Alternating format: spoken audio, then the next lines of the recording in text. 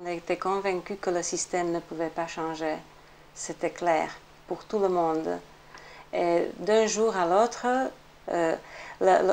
peut-être, le premier c'était M. Gorbatchev qui est venu à Bratislava et on a écouté ses déclarations, on a écouté ses paroles et on s'est dit, oh là là, c'est quelque chose tout à fait d'autre. Si ça va continuer, si ça continuerait, ça serait bien. Et j'ai pris conscience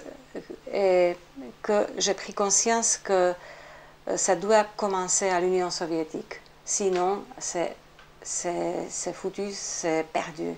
Parce qu'on était très peu nombreux et la force qui était derrière nous, on était sous ce régime soviétique, il était si fort, si nombreux, et on ne pouvait pas atteindre l'aide de l'Ouest. On s'est dit non, c'est pour jamais, ça veut dire on reste dans ce système-là. Donc ici je peux dire la première fois c'était Gorbatchev qui a visité Bratislava, on s'est dit que peut-être, et après bien sûr Prague c'était à l'époque la capitale, le premier mouvement on peut dire est venu de Prague. Les étudiants, je me souviens, ils sont venus à Bratislava pour éclaircir, pour expliquer comment sont les choses. Et voilà, ça commençait à bouger déjà à Bratislava. Mais la chute, on ne pouvait pas croire. On avait toujours dans la mémoire, dans la tête, l'année 1968.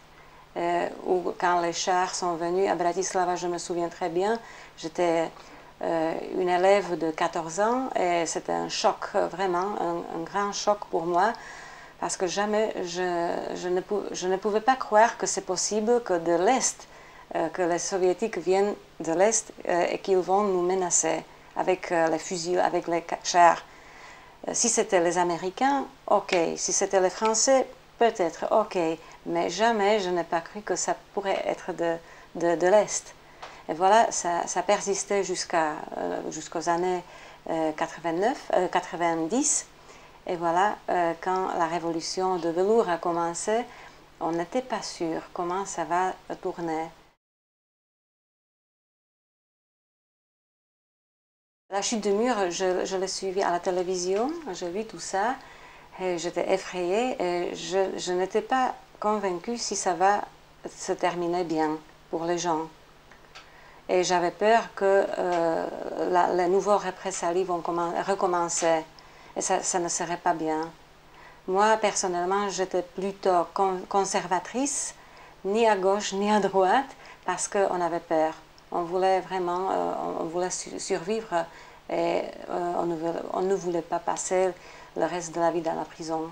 Et aujourd'hui, je peux constater, après ces 3 ans ici en France, que le mode de vie et aussi le niveau de vie entre Bratislava et Paris, par exemple, au niveau des enseignants, ça veut dire le niveau moyen de la société, c'est presque pareil.